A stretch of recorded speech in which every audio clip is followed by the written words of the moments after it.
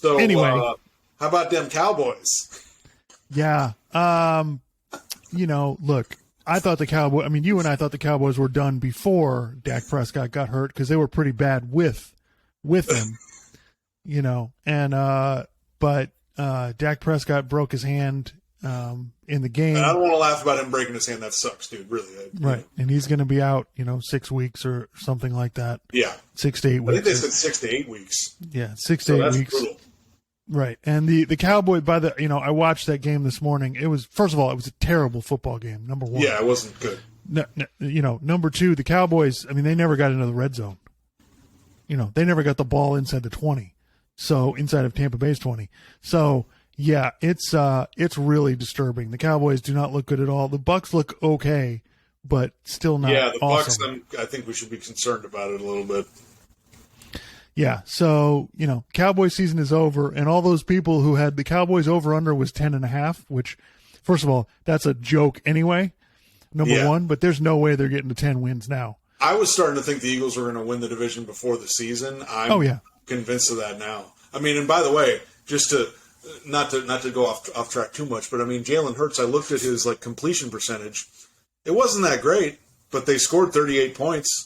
He also had some rush. He also had a bunch of rushing yards because you know what? He makes plays and he scores points. But anyway, you know what's really funny about the Cowboys? That I was I thought of this analogy and it kind of hit me last night when I was watching. Well, before last night's game started, I was watching something. I was streaming something on Hulu from the History Channel, and it was about these ancient marvels of architecture and engineering and stuff. And they were, trust me, there's a long winding road around, but I'm getting back to a point that relates to Jerry Jones. So they were talking about this this monument that was built by Ramses II, who was a pharaoh in Egypt way back in the day. And the monument is it's a famous one. I can't remember the exact name of it, but it's 4 gigantic statues of Ramses, and then it's and then under them is a temple, right?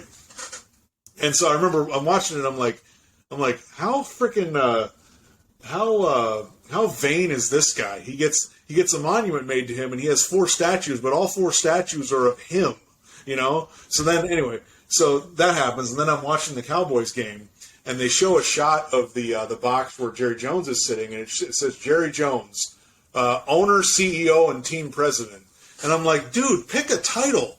What? You got all 3 of these titles, And then the other thing that occurred to me was, the name that we've given to his stadium is Jerry's World, because it's let's just stop calling them the Dallas Cowboys. This is the Jerry Jones football team, right? That's basically what's going on here. When they're trying to figure out about Dak Prescott's injury, who's talking after the game? Jerry Jones. What other team does that? What other team in the league is that happen? That doesn't happen with anybody. Even Stephen Ross, I don't remember, after the games talking to people. But and giving injury updates. Yeah, he gives injury updates. Yeah, exactly right. So yeah, I just it's just kind of one of those things where I'm like until the owner gets out of the way, forget it. And people are like, oh, they should fire McCarthy and go get Sean Payton. And I was listening to John Middlecoff on the Volume, Colin Cowherd's podcast network, and he was saying, there's no way in hell that Sean Payton's going to agree to be the coach of the Cowboys, considering all the power that Jerry Jones has. Because Sean Payton's going to want some control too. I was listening to Sean Payton a bunch of money, but right, yeah, I was listening to Mike Lombardi on the GM Shuffle podcast, and he was basically saying McCarthy is the one who should be calling the plays. He's the one who knows offense. They got Kellen Moore as the offensive coordinator because Jerry Jones wants it that way. And so he's calling plays and has no idea, he doesn't understand how to manage a game correctly. By the way, he always comes out with the 15, 20 scripted plays that are pretty good. But then after that, he doesn't really adjust enough. So McCarthy's stuck with this job where he's got this guy calling plays that he can, McCarthy's better than him at it. But he's got to stick with it because that's what Jerry Jones wants, and I'm sure he has no say in the defense because that's what Dan Quinn's doing. So yeah, I don't understand. Like the Cowboys are a mess, like they always are. It's the same thing, and of course it gives them a perfect excuse. Dak got hurt, so now they're going to go, oh well, yeah, if Dak had been healthy, and it's like, no, the team wasn't good anyway. This is like a couple years ago when Dak broke his leg. We're like, Yeah. this team isn't good, and they don't have. I mean, they don't have enough talent. They obviously didn't have a backup quarterback plan. Their offensive line is How do you not, broken down. I understand you don't necessarily have to have the greatest backup quarterback ever, but I mean, what are you doing? Like, you don't have you're just like, oh well, all right, I guess we'll just throw this guy in there. Like, what?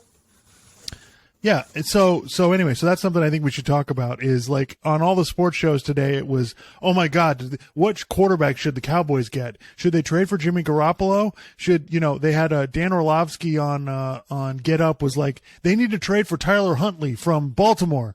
And I'm like, okay, first of all, no quarterback is going to come in and save their season, at least not one that's available. Right.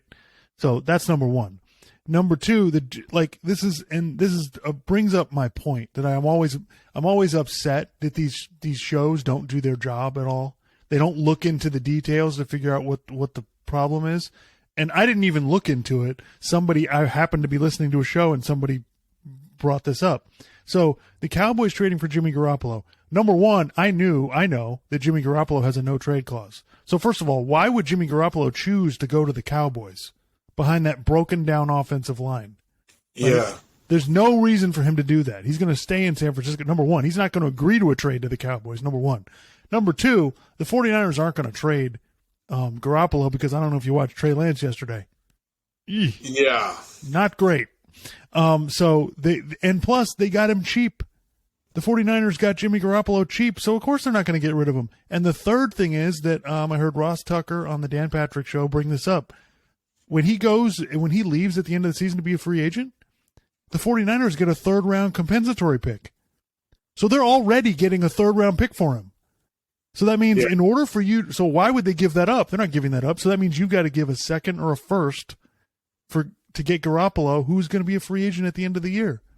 Yeah. So do your homework, guys. Like, don't bring something up if it has zero chance of happening. And then they brought up Tyler Huntley, and, of course, Rex Ryan on Get Up was like, well, they got to give 2 first-round picks if they want Tyler Huntley, which I thought was a little insane. But I don't think the Ravens are giving that up because he played pretty well last year. Right. So in case Lamar gets hurt, say he's out a couple games or something, I think they want to keep him in there because right. They missed the playoffs last year, and last year was kind of a lost year. So it really bothers me when the media acts like playing quarterback. Oh well, anybody can do it, right? So we're going to bring in a guy who doesn't know our system, has to learn our system, and he's going to be ready to play a game in 6 days.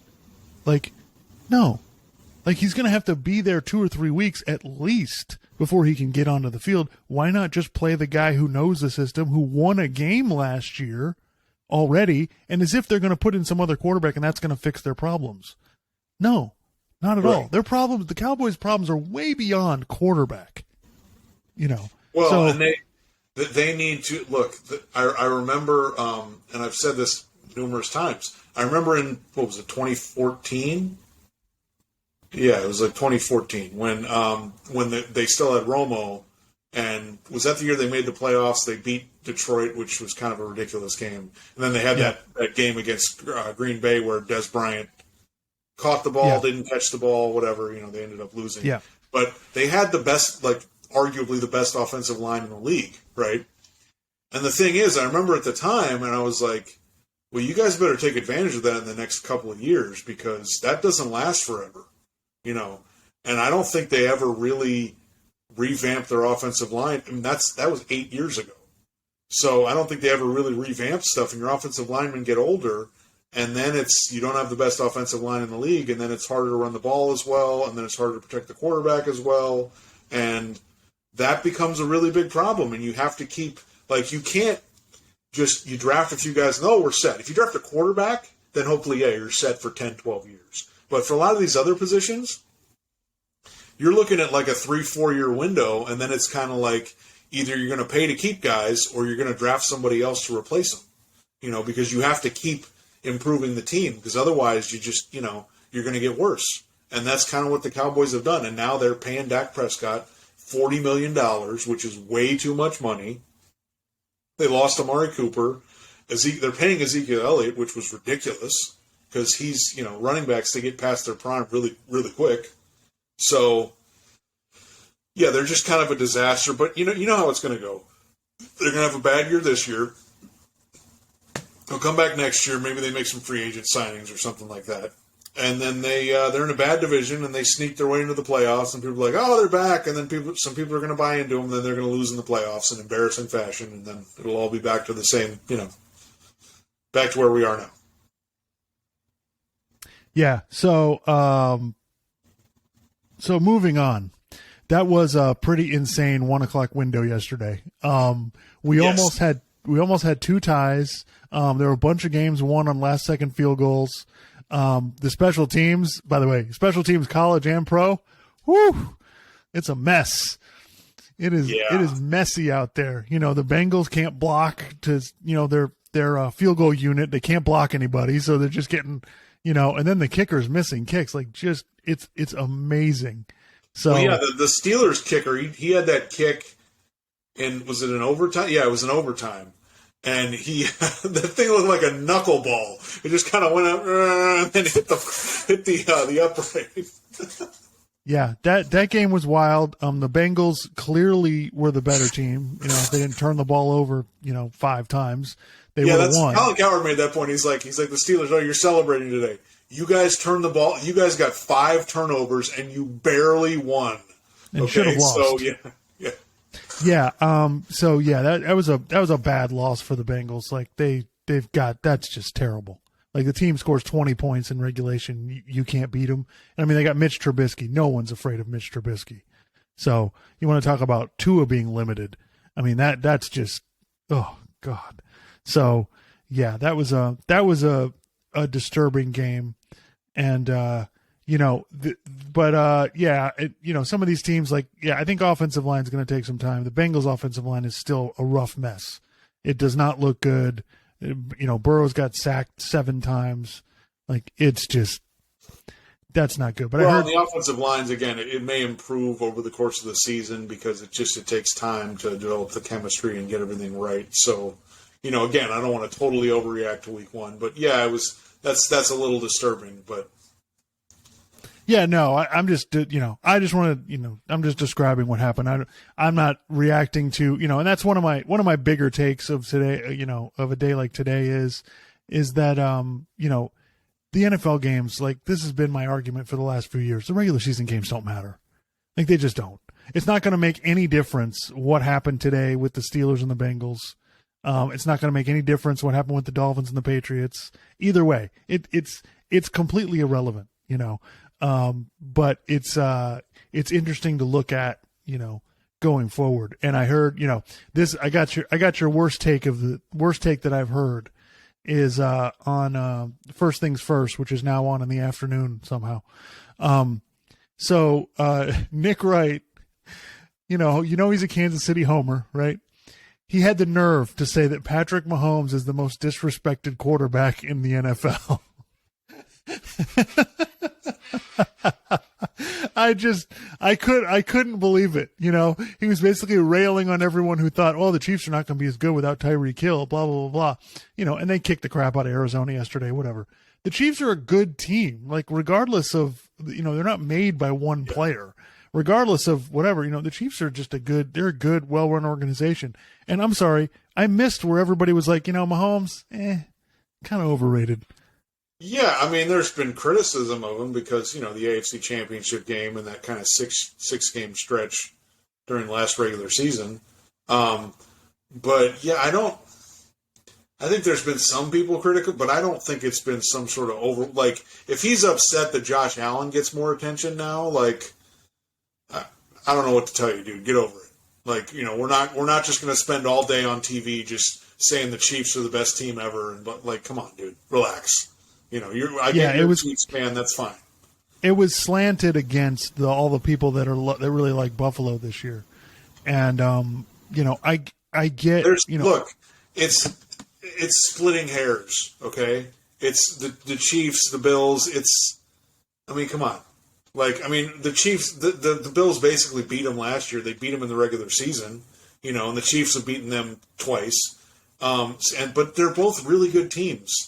I mean, that's the other thing. It's like people, people take so much from just one result of one game, and it's like, look, if they meet in the playoffs again, it could be whoever has the ball last, and that doesn't mean that the other team sucks or the other quarterback's not any good.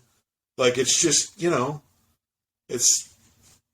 I mean, like I said, every could end up winning the Super Bowl this year, or they might not. Maybe they lose some close game in the playoffs. Who the hell knows? Yeah, every team in the NFL would kill to have either one of those quarterbacks. So I don't understand the whole Mahomes is disrespected nonsense. Like, that drove me crazy. I was like, dude, you must be smoking something. I don't understand what you're talking about. Of course the Chiefs are good. The Chiefs have been a good team for how long now? Like, of course they're good. Nobody's acting like, oh, they're done.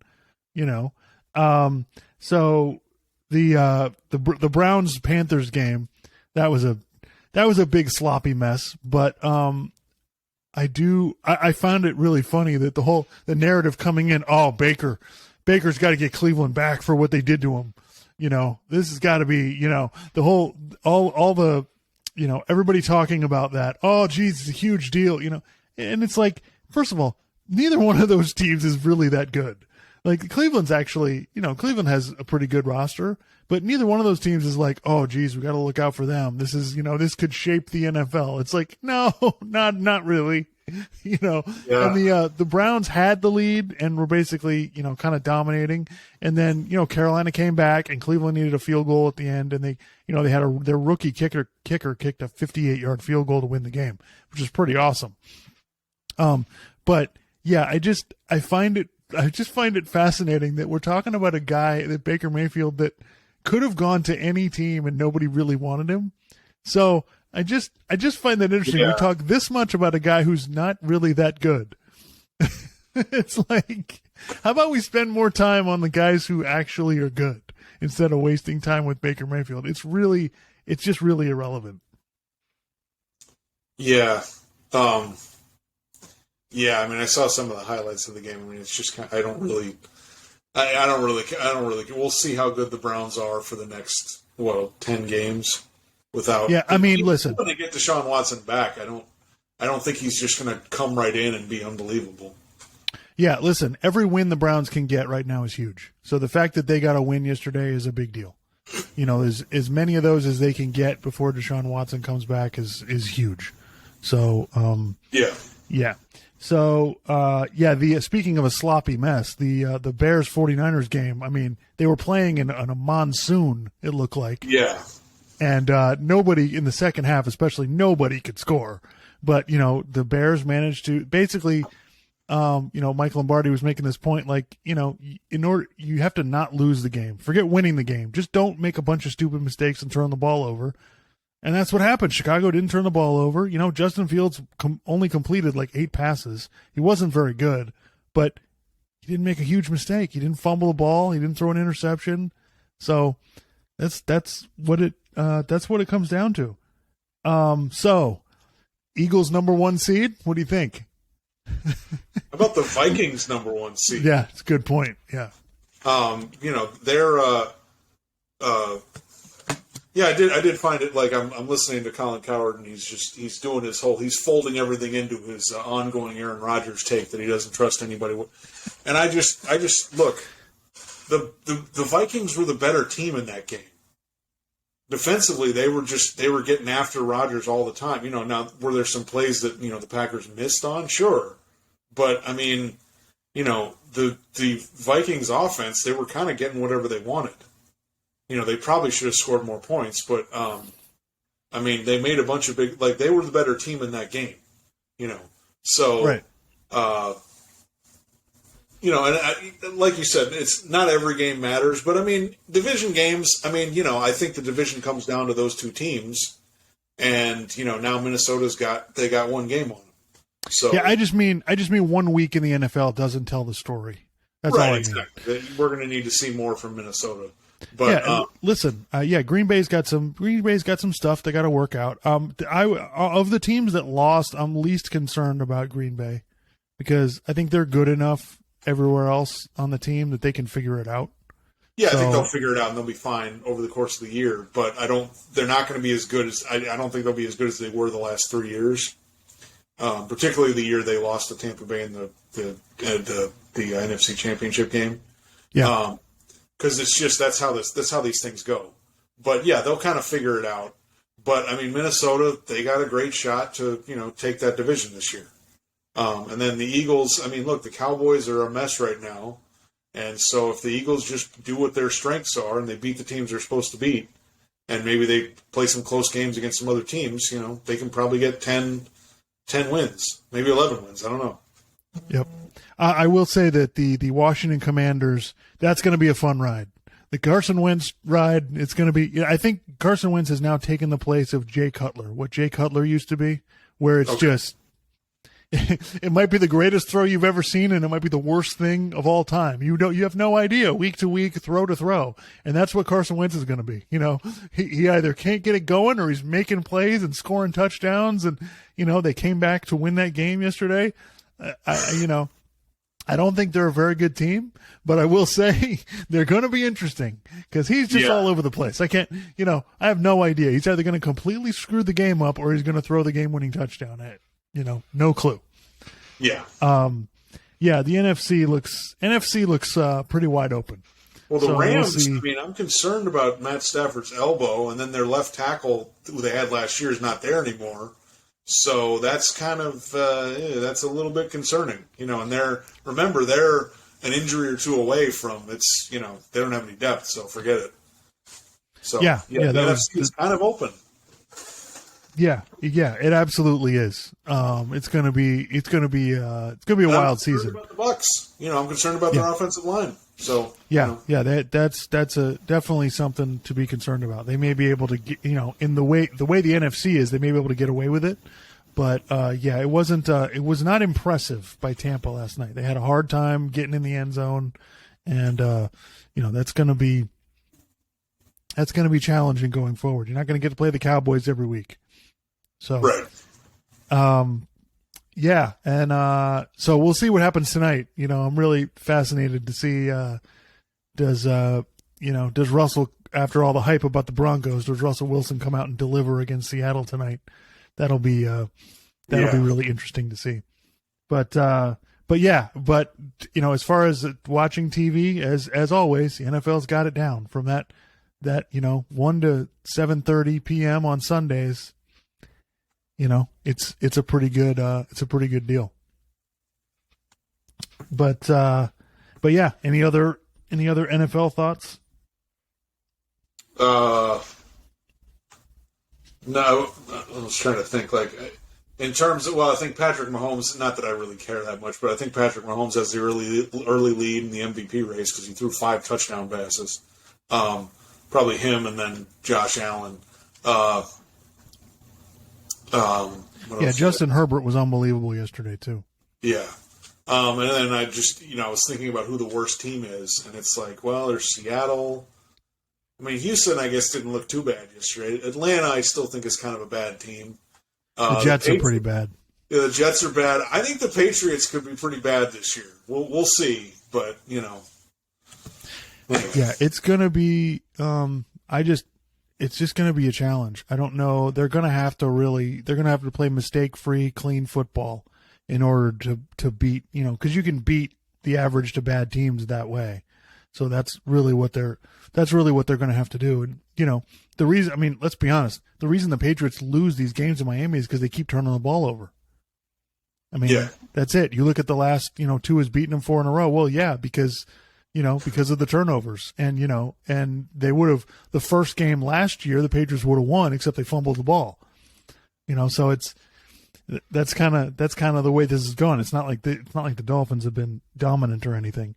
So so we'll see how it goes. But this to me is leading into college football. This to me is the difference between the NFL and college football. In college football, some of these games actually do mean something.